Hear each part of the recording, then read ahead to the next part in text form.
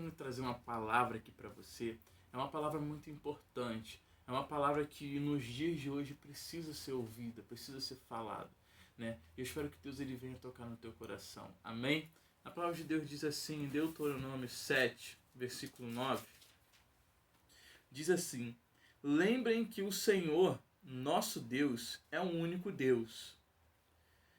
Ele é fiel e mantém a sua aliança. Então nós entendemos aqui que ele é o único Deus. Nós devemos lembrar disso. Ele é o único Deus e ele é fiel. E ele mantém a aliança que ele tem conosco.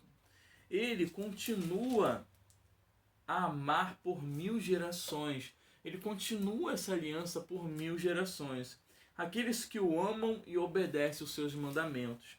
Aqui eu quero parar para a gente poder falar um pouquinho sobre esses obedecer e amar esses mandamentos de Deus. Nós estamos falando aqui de uma aliança de que Deus fez com cada um de nós sobre as bênçãos. Deuteronômio fala muito sobre as bênçãos e maldições que a gente tem, né, propostas no nosso caminho, né? Só que eu estou querendo falar aqui sobre as bênçãos. Muitas pessoas pensam e falam sobre maldições hereditárias que perseguem a vida geração a geração das pessoas, né? Só que eu quero estar falando aqui sobre uma bênção hereditária, uma bênção que passa de pai para filho, de filho para neto, para bisneto, e é uma bênção que a gente precisa procurar ter na nossa vida.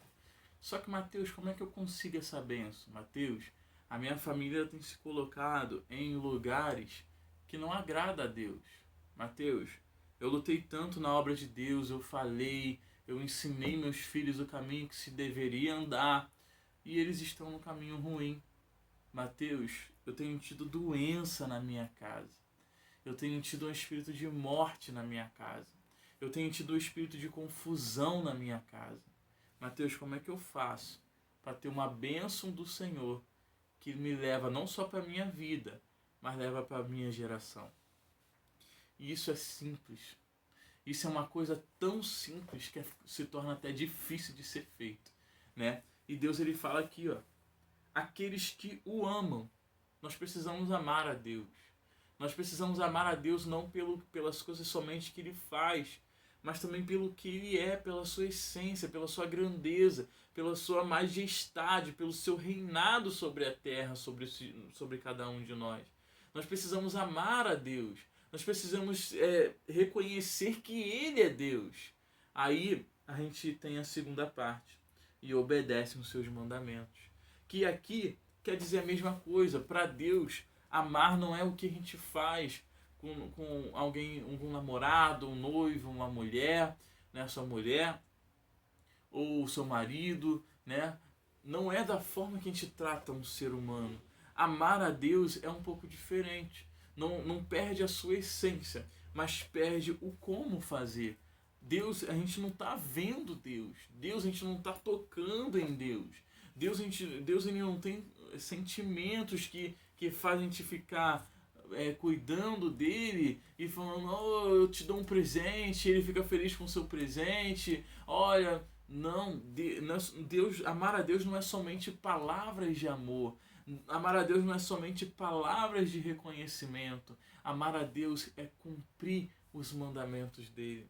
Deus, ele entende que amamos a ele quando cada um de nós pegamos os mandamentos dele e praticamos. Quando a gente pega o mandamento do Senhor e praticamos aquele mandamento que Deus está colocando no nosso coração, o Espírito Santo está falando no nosso coração e obedecemos, isso é amar a Deus. Muitas vezes nós queremos amar a Deus nas nossas orações, de dizer, Senhor, eu te amo, Senhor, eu não sou nada sem ti. São palavras que falamos às vezes para alguém que amamos mesmo, ou para alguma coisa que amamos. Se eu perder essa alguma coisa, eu não sou nada. Mas Deus está querendo algo mais. Deus está querendo algo mais profundo para que você venha provar o amor dele. E é você cumprir os mandamentos dele. É você ouvir o Espírito Santo falando, olha, tira sua mão do que é imundo e você obedecer. E você tirar a mão do que é imundo. Olha, tira os teus olhos da prostituição. Olha, para de olhar com maldade, com altivez, com soberba para o seu próximo. Isso é interessante falar. Na Bíblia fala que amar o próximo como a ti mesmo. Nós devemos tomar muito cuidado, porque isso é um ponto de equilíbrio do Senhor para a nossa vida. A partir do momento que nós amamos o próximo como a nós mesmos, nós estamos entendendo que por mais que o cargo seja menor, por mais que a situação financeira seja menor, por mais que a saúde dessa outra pessoa esteja em uma situação menor do que a tua, você não é maior que ela. Na palavra de Deus está dizendo dos discípulos. Eles estavam disputando quem era o maior entre eles. E o Senhor falou assim: olha, você quer ser o maior do reino dos céus? Então sirva o teu próximo. Não seja senhor dele, sirva a ele.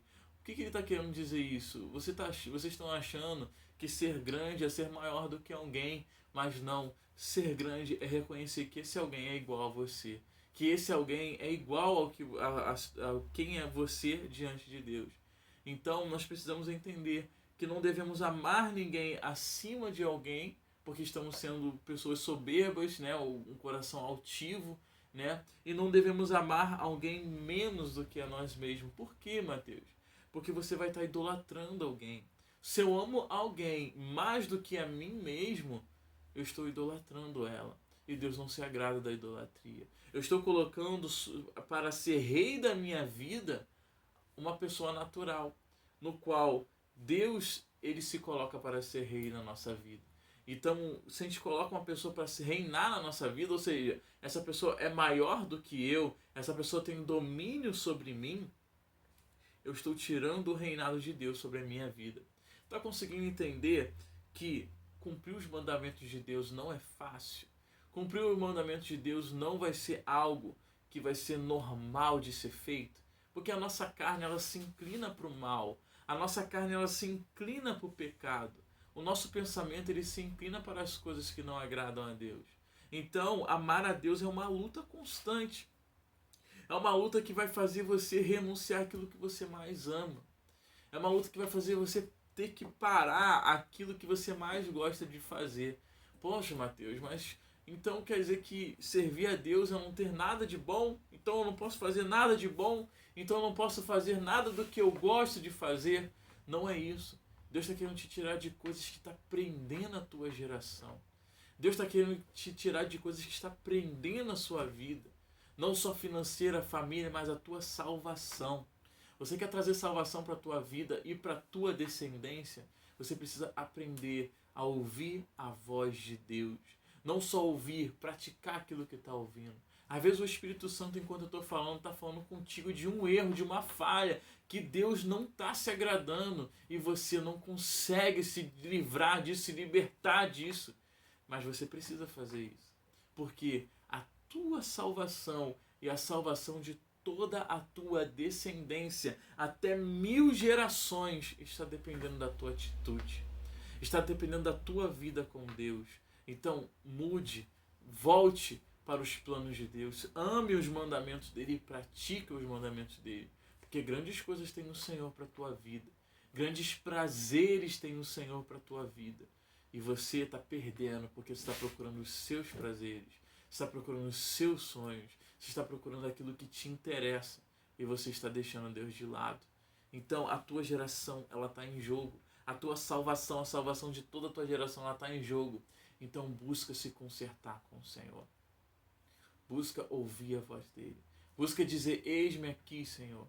E você vai ver o sobrenatural acontecendo. Que Deus te abençoe. Se essa palavra tocou no teu coração, compartilha ela. Compartilha ela ao máximo de pessoas que você ouvir, você conhecer.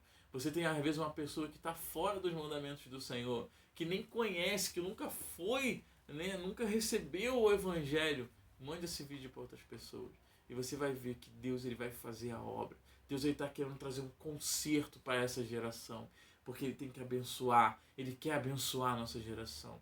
Mas só depende de cada um de nós. E que seja você a primeira pessoa da sua família, da sua casa, de onde você estiver, a seguir os mandamentos dele. Que Deus te abençoe em nome de Jesus.